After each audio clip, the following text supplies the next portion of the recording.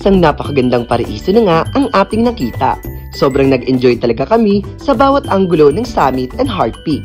Kaya naman isang malaking big check and accomplishment ang naranasan ko. Ikaw, na-enjoy mo ba ang part 1 ng adventure? Kung nabitin ka pa, ito na ang pinakihihintay mo. Tara at samahan niyo ako sa malaparaisong ganda ng Tinipak River and Cave.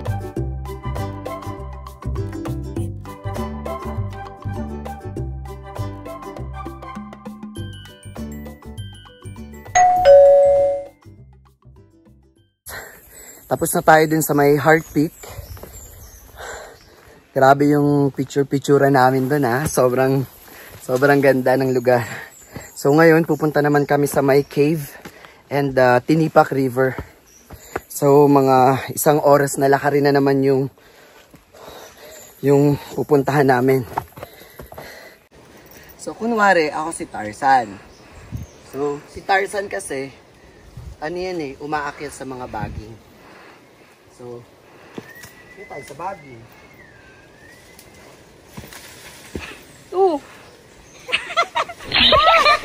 Patay yan!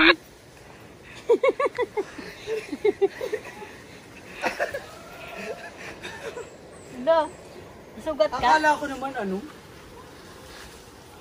So, kunwari, hindi na lang pala ako si Tarzan. Ang hirap pala ng buhay ni Tarzan sa gubat, no? Ito pa, may baging pa dito. Subukan ulit natin, part 2.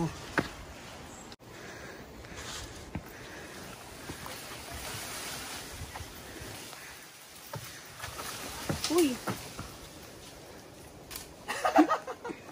So, pwede na ba akong Tarzan? So, from Heart Peak, pag pupunta kayo doon sa may cave and also doon sa may Tinipak River, ito yung mga dadaanan nyo. So, kailangan magaling kayong mamundok, katulad ko. Ito, yan. Dapat ganon. Oh, let's go. Tara na.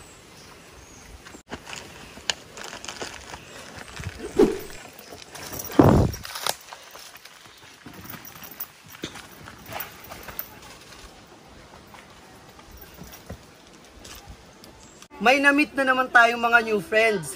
Sila ate, ano pong name? Rose. Si Ate Rose. Kay po. Si Ate Kay.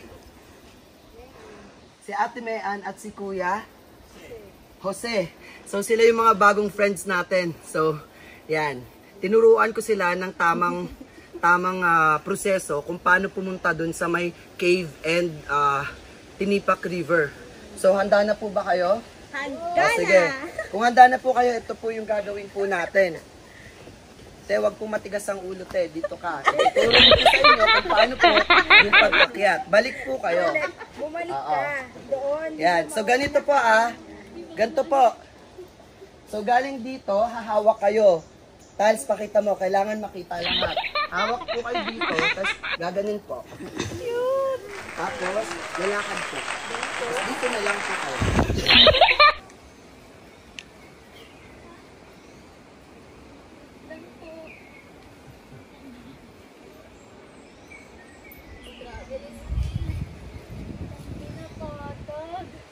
Pagilid! Kamusta Jo? Ayoko na. Pero sulit naman ba? Sulit. Sulit pero hindi na uulit. Yes. Ay mga bagong friends natin from Caloocan. So how was your experience po, te? Enjoy! Enjoy. First time niyo rin dito, no? Yup. Oo. Hello.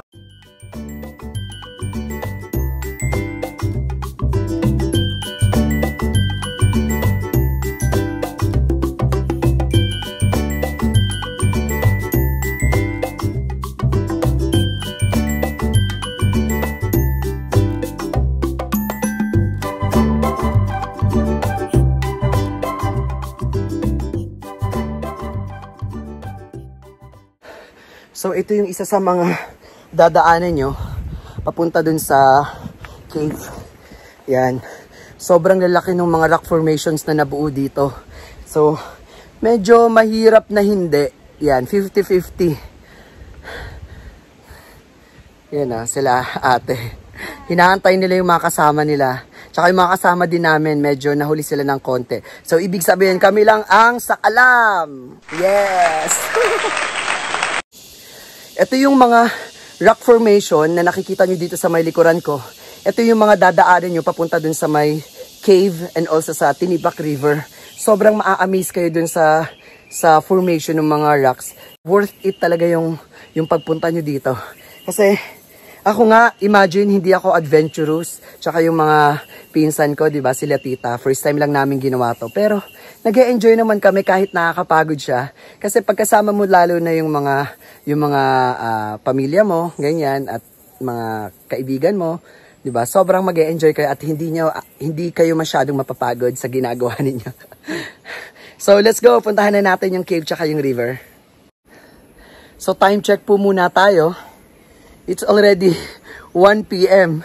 Hindi pa kami nakakapunta dun sa river and also dun sa cave. So mga 45 minutes pa daw yung lalakarin namin papunta dun. Kaya namin yan! Let's go! Pag pupunta kayo dun sa may river, makikita niyo itong dalawang chikiting na to. Nagbibenta sila ng ice candy sa halagang 10 piso lang. Anong flavor ng ice candy? Buko. Tsaka buko lang. Yan, so buko flavor. May halo din na mais yan. Anong pangalan nyo? VJ. VJ? Sanggulan. And Sanggulan, yan. So, shout out sa inyong dalawa. So, yan. Good job guys sa ginagawa nyo, ha?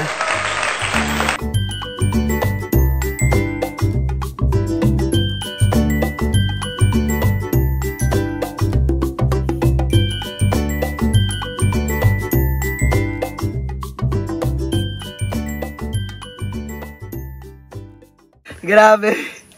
Nakakapagod pero grabe yung enjoyment talaga sa pagpunta dito sa Daraitan. Kasi hindi namin ine-expect, ako personally, hindi ko ine-expect na kakayanin ko pala yung mga ganitong trip.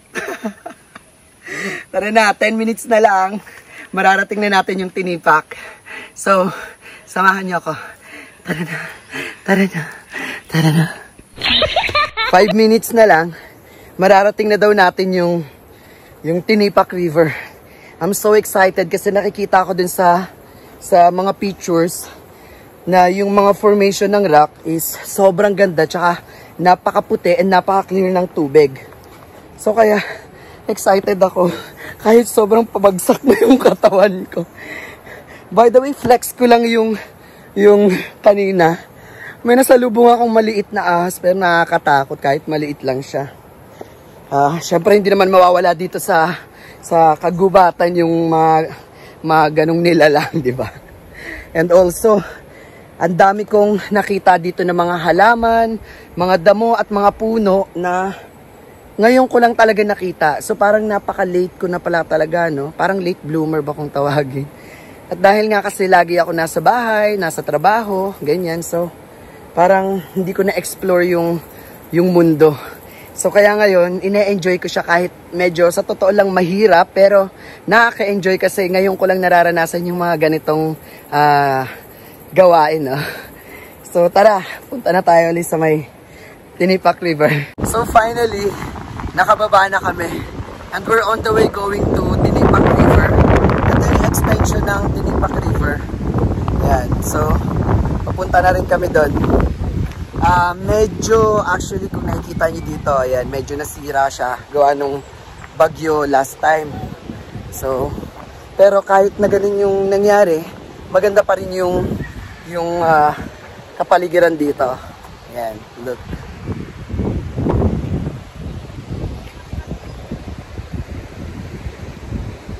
So, bago pa kayo makarating ng Tinipak proper, makikita nyo tong ilog na to and pwede rin kayong maligo dito. Ayan. Ang ganda, sobrang ganda talaga dito. Medyo malakas lang yung current ng tubig. So, kailangan lang ng doble ingat. So, pwede kayo maligo dun lang sa may gilid. Yan. Siyempre, safety first muna tayo. Ang ganda, no?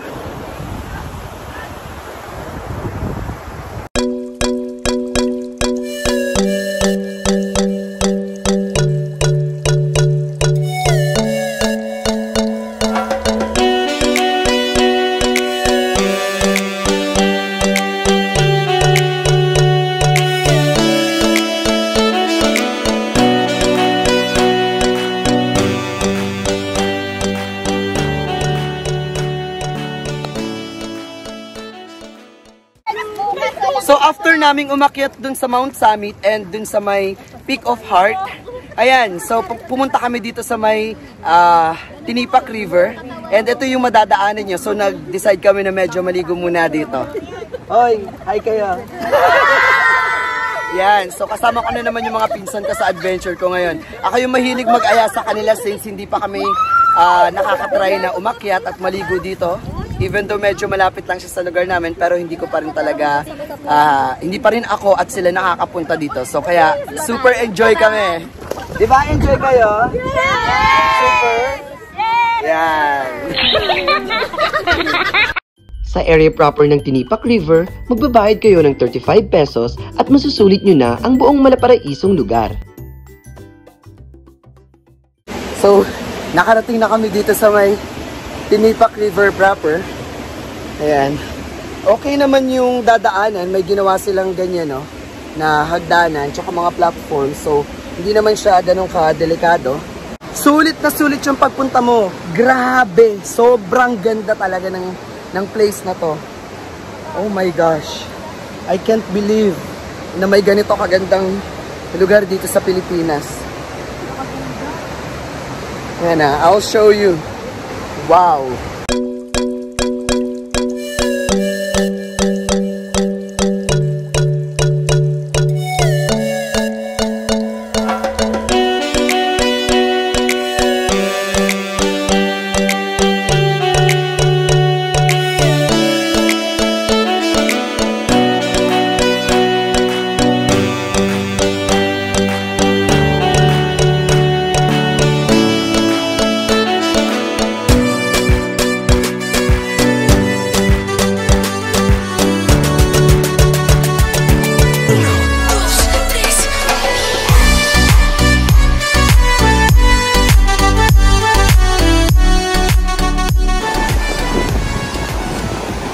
So finally, nakarating na tayo dito sa may Tinipak River.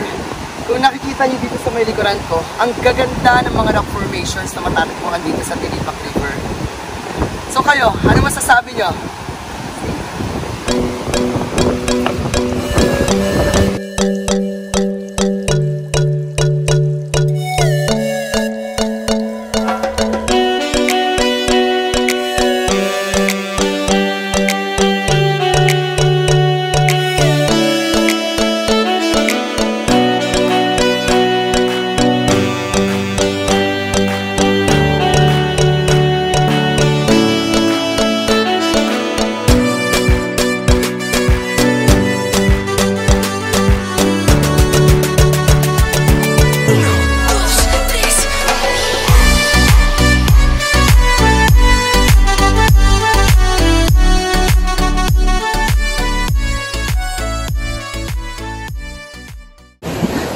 Nakaka-enjoy naman talaga dito sa may Tinipak. Grabe yung tipong babalik-balikan mo. Sobrang ganda ng kalikasan, grabe. Wala akong masabi sa lugar na to. Ako personally na-amaze talaga ako sa nakikita ko dito sa lugar na to. Sobrang ganda.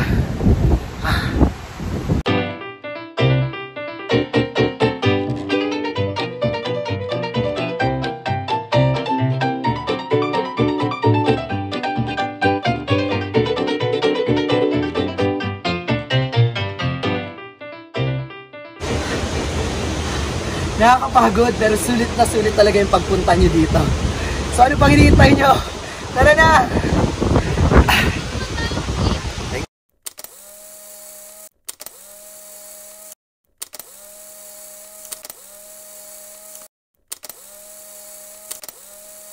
Ang sarap talaga mag-picture-picture sa view na yon.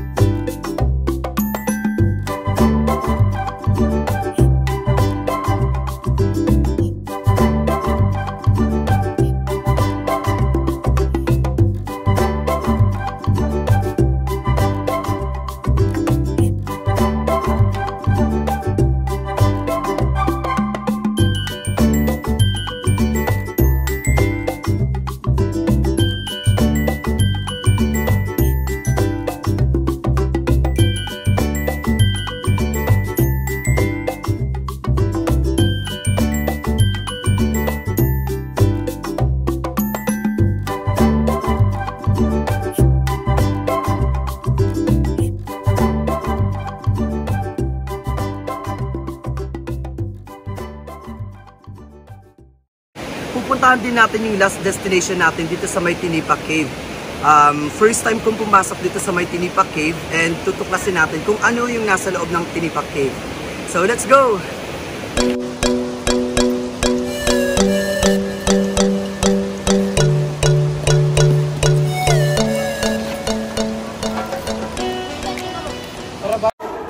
So, nakapasok na tayo dito sa loob ng kuweba. Oh my God, this place is really amazing.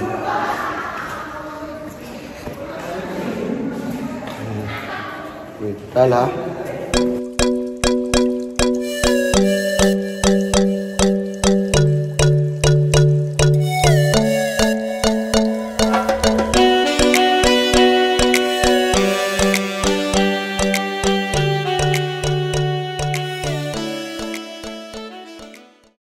So, nandito na tayo sa loob ng kuweba. Hindi siya masyadong maliwanag, hindi siya masyadong kita. So, hindi ko mapakita sa inyo kung gaano kaganda dito sa loob. Meron siyang tubig dito na pwede nyo rin pag-swimmingan. Yan. Pero napakalamig ng tubig. Tara, punta tayo doon. So, hindi makukumpleto yung tour natin kung hindi ko susubukang maligo dito sa loob ng cave. Susubukan natin.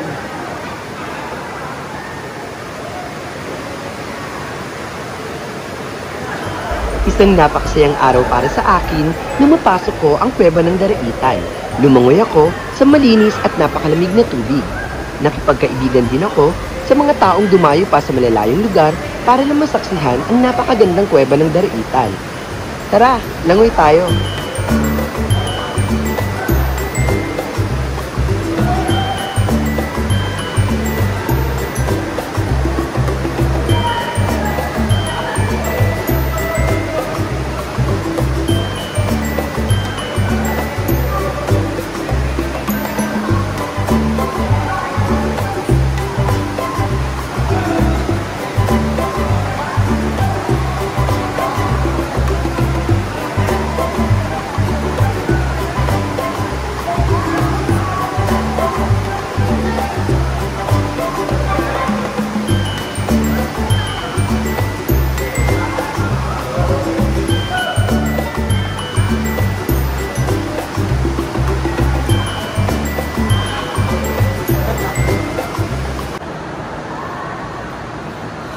So tulad ng mga ibang kuweba, may makikita kayong ganitong formation. So bago makabuo ng ganitong formation, it takes years of years talaga. Sobrang ganda, no? Ang lamig ng tubig na dumadaloy dito. Beautiful.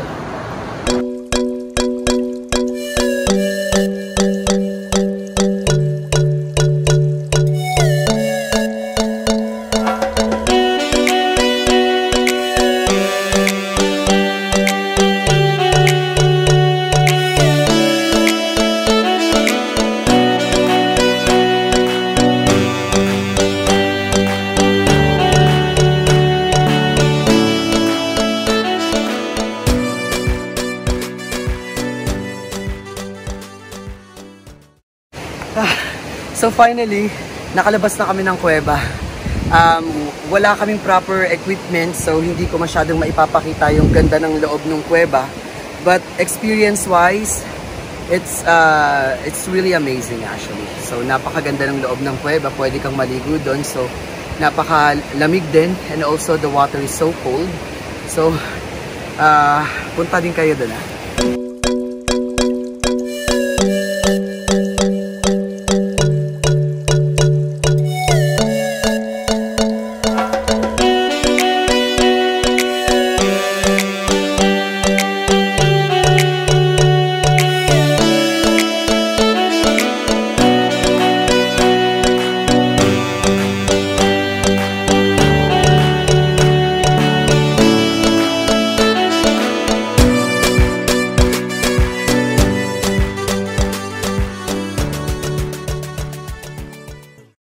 So yung tubig na nanggagaling dito, galing siya doon sa loob ng kuweba na niliguan natin.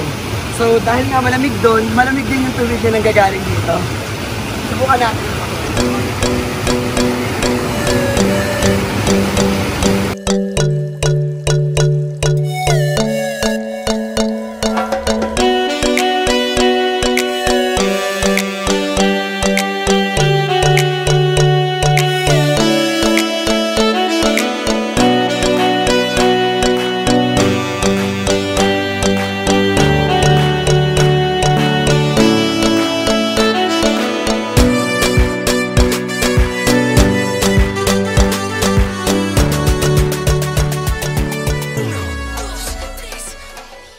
So pag nanggaling kayo dun sa Tinipak River, yan, ito yung daan na dadaanan nyo. Maglalakad kayo ng 30 minutes, tapos may mga tricycle doon na nag-aabang. Kasi kung lalakarin nyo, siguro 1 oras pa bago makarating dun sa mismong proper ng Daraitan. So, kaya magta-tricycle na kami. So yan, finally, nag-arrive na sila after long waiting.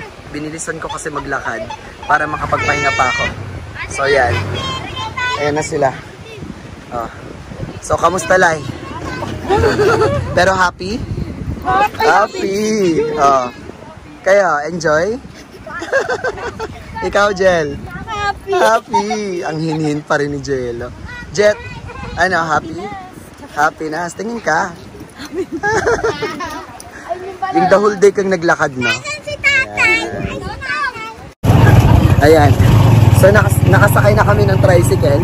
Papunta dun sa may town proper. Nag-aantay na dun yung sasakyan namin.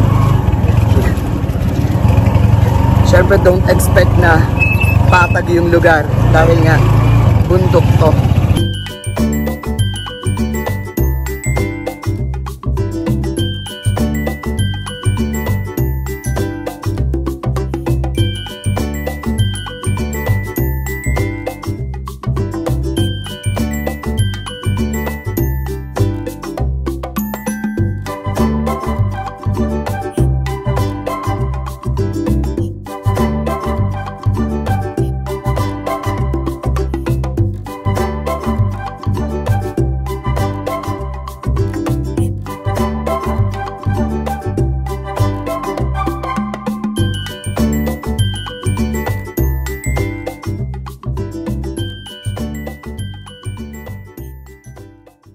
Natapos na naman ang aking adventure at isa na namang karanasan ang hindi ko malilimutan dahil sa pambihirang lugar ng Daraitan, isang lugar na dapat pangalagaan at ipagmalaki dahil sa angking kagandahan. Sana ay nag-enjoy kayo at tumutok sa mga papadating nating adventure. See you!